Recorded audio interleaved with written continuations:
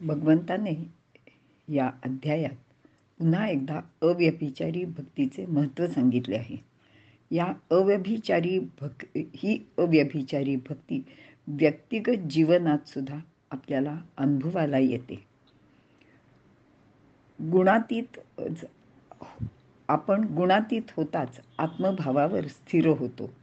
आत्मभावावर स्थिर होणे म्हणजेच आपण पुरुष आहोत, क्षेत्रज्ञ आहोत असा अनुभव घेणे. असा भक्त भगवंताशी साधर्म्य पावतो आणि ईशभाव प्राप्त करून घेतो. याचाच अर्थ असा की त्याचे आपल्याच प्रकृतीशी असलेले आपले नाते बदलून जाते. आत्तापर्यंत तो त्रिगुणात्मक प्रकृतीत वावरत होता. मात्र कामक्रोधादी विकार, इंद्रियांचे सुख आणि अहंकार यापासून मी वेगळा आहे या दृढ चिंतनाने त्याला आत्मतत्व अपरिचित राहिले होते. आत्मा झाकला गेला तेव्हा परमात्मा आपोआपच दुरावला होता. परंतु गुणातीत होताच तो स्वतः मी क्षेत्र नसून क्षेत्रज्ञ आहे असा अनुभव घ्यायला लागतो. आता आपला प्रकृती पहिलीकडील भाव त्याला जाणवला होता. तमोगुण आणि रजोगुणात्मक अहंकार या गुणांमुळेच विश्वात भेद जाणवत होते.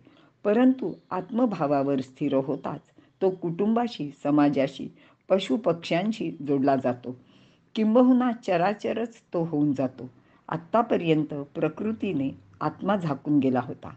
त्यामुळे साऱ्या जीवनात भेदच जाणवत होते.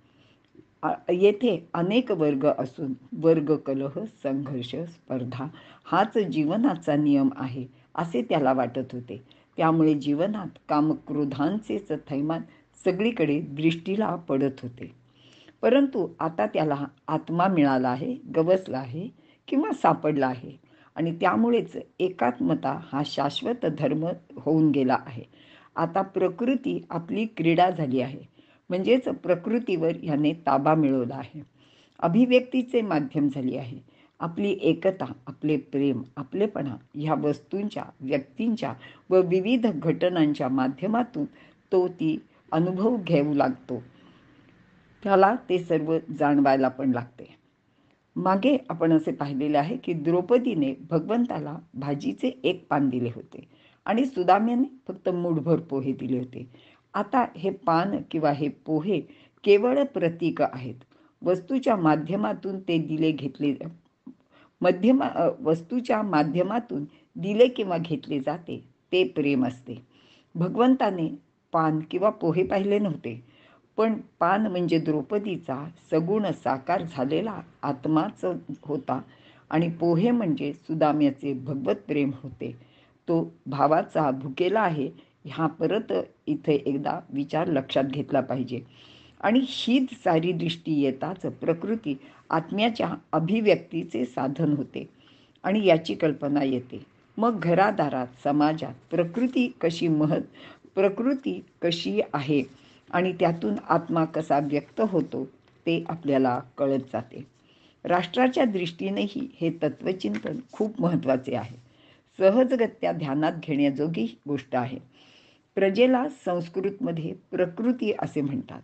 ही प्रकृती परमात्म तत्वाला झाकून टाकते. याचा अर्थ असा आहे की त्यावेळी एकता, ज्ञानमयता आणि आनंदमयता यावर आवरण पडते. हे विचार बाजूला पडतात व रज आणि तमोगुण यांचे प्राबल्य होते.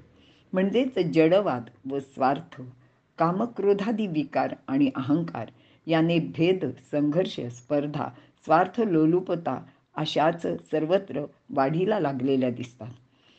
परंतु समाज सत्वगुणात असेल तर आधी तो परमात्म चिंतन करतो.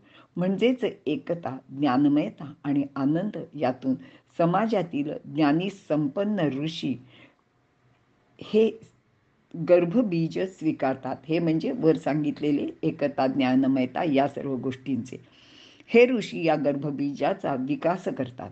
याचाच अर्थ असा की आंतरिक एकात्मतेला, सौंदर्याला, सुसंवादाला, उल्हासाला संस्कृतीच्या 8ही अंगांनी ते विकसित करत जातात. संस्कृती म्हणजे एकाच तत्वबीजाच्या 8 पाकळ्यांनी झालेला जणू विकास असतो. या आठही अंगातून एकच निराकार मूर्ती साकार होत जाते.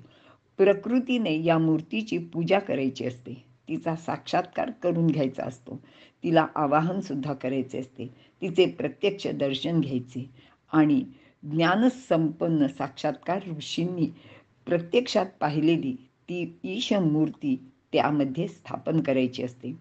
ती ईशमूर्तीच आपल्या जीवनात साकार करणे हेच आपल्या समाजातील लोकांचे जीवित कार्य असायला हवे. हे सर्व ध्यानात घेऊन भगवंत म्हणतात की ज्ञानसंपन्न बुद्धी तत्वाचे अधिष्ठान मी म्हणजे परमात्माच आहे. यातूनच अमृत, अव्यय, शाश्वत धर्म व परम आनंद असा संस्कृतीच्या आठही अंगांचा विकास होत जातो. म्हणजेच भक्तियोगाने माझी उपासना केली तर या सर्व गोष्टी सर्वजण प्राप्त करून घेऊ शकतात. म्हणजेच ते परब्रह्माला प्राप्त करण्याच्या योग्यतेचे होतात. इथे आपण थांबूया.